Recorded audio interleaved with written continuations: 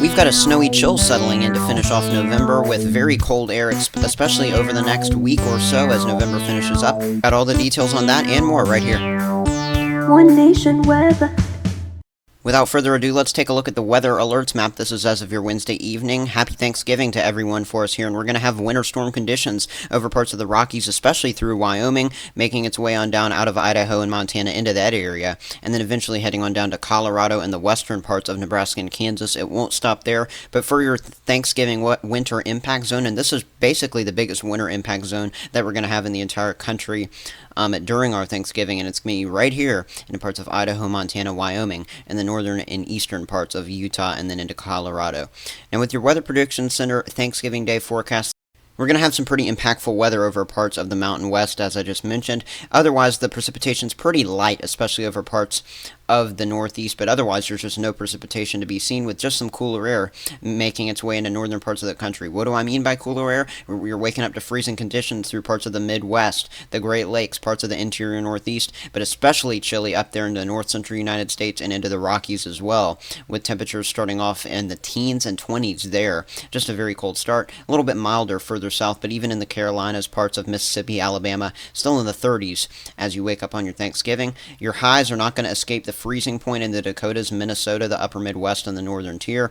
But in parts of the Northeast, it'll at least be in the 40s. We're going to have 50s and 60s in the south and along the southwestern coastline of the United States. So overall, pretty tame in the weather category for Thanksgiving. By the way, if you want more forecasts just like this, go ahead and like and subscribe to the channel. It really helps me out and gets this pushed out to more people and helps you get all the latest weather information. Now let's break down the snowstorm with your European model system timeline here, making its way into parts of Idaho, Montana, down into Wyoming, as well as parts of the Rockies here. As we make our way towards our early Friday morning, this is after pushing through parts of especially Idaho and interior Montana throughout the day on your Thanksgiving. This system will continue to bring some gusty winds as well as some snowfall to that region, looking like it's dissipating as it makes its way Friday night and towards our Saturday, but that's not the case here. We've still got some snowfall, especially heavy into parts of northeastern New Mexico and the mountains, the far northern panhandle of Texas, maybe even getting in on some of this. Then you notice it moves over parts of western Kansas, southwestern Nebraska, in the northern panhandle of Texas, bringing some heavier snow into parts of central Kansas as the day moves on your Saturday the 25th. Some lighter rainfall making its way through parts of Oklahoma as well as Texas, but overall that's going to be pretty scattered and light. That snow shield begins to break apart, trying to make its way towards a different clipper system moving through southern Canada. Overall, some very, very light snowfall making its way through parts of the Midwest on our Sunday the 26th, heading on up towards parts of the Gulf of Michigan as well. The southern end of that front could also have a little bit of attached rainfall there into parts of Louisiana. Not much to come out of that either, maybe just a quick quarter to a half an inch in some of those showers. The place where I would expect the biggest impacts once this system, after it breaks apart a little bit, is once it makes its way towards the northeast, combines with some energy left over from the front sitting off the eastern coast. That's where we could see some combining, but overall it's looking like right now this will be a pretty much rain event and just a quick shot of some moderate rainfall to start off the work week here. Getting back from Thanksgiving travel Sunday night into our Monday might not be the most convenient thing there into parts of the Northeast and the interior Northeast especially, but overall, other than some brief mix into parts of northern Maine, that system looks pretty tame, and overall the system as a whole is pretty tame, but some wintry weather into some areas that have not seen much yet, especially into parts of, say, the plains and into the Midwest. How much snow am I talking? Let's look at the European model snowfall. This is just over the next 4 days from your November 23rd through 26th. Some snowfall accumulations into parts of Wyoming could exceed 6, 8, 10 inches of snowfall. Parts of the Rockies there in Colorado getting in on some foot totals. Into parts of the panhandle of Nebraska as well as through Kansas, we could see a solid 4 to 6 inches, with at least a couple of inches maybe making its way on over towards Illinois. And then with the GFS model snowfall, it actually has that shield go a little bit further south, all the way on over to central Ohio, getting in on a quick maybe inch or two of snowfall. Notice the shield as well is quite heavy there into parts of Kansas and northern Oklahoma, with the chance in some of those regions to pick up a very quick 6 to 10 inches of snowfall, and then of course a brief hit of snow into Maine at the end of the system. Your Climate Prediction Center temperature outlook from November 28th through your December the 2nd. Yeah, December the 2nd, now moving into the 6 to 10 day range here, as we're going to have very, very chilly air, especially over the mid Atlantic and the northeastern U.S., with some warmer conditions beginning to progress on in to parts of the north and the western tier. So let's take a look at the temperature anomalies and break down what you can expect for some high and low temperatures over the course of the next week, week and a half. First of all, the temperature anomalies here. We're looking at temperatures on your Thanksgiving weekend really cooling on down to 5, 10, 15 degrees below normal over a good chunk of the country, especially the central part. As we go into next week, we're going to overall see cold high pressure sinking on down over the country, so pretty dry week overall as I'm seeing it right now, especially over the northern tier.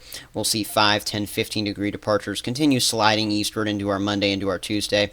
This is the beginning of that 6 to 10 day range period, and you can see why the colors are so deep blue over the mid-Atlantic and the Northeast. We're going to be a solid 10, 20 degrees below average, especially if you look at the GFS model. This is a very chilly shot of air as some pretty cold Arctic air moves on over the country. Now, with your GFS model surface temperatures, this is going to be the last model playthrough that I really want to run through in this video. You can see temperatures in the 20s and 30s as far south as the central U.S. on your Friday, the 24th in the morning. We've got 50s, some pretty mild lows into parts of the southeast at that time. Overall, this freezing line is going to continue to advance southward in the morning times. But on your Friday, the 24th in the afternoon, temperatures, in the 60s, very solid there over the southern corridor. Meanwhile, just, a little bit further north, you've got some 20s and 30s in the plains as cooler continues advancing south through the Rockies. Pretty much a split of where it's mild and where it's not there, right along the central axis of the country, so to speak, there.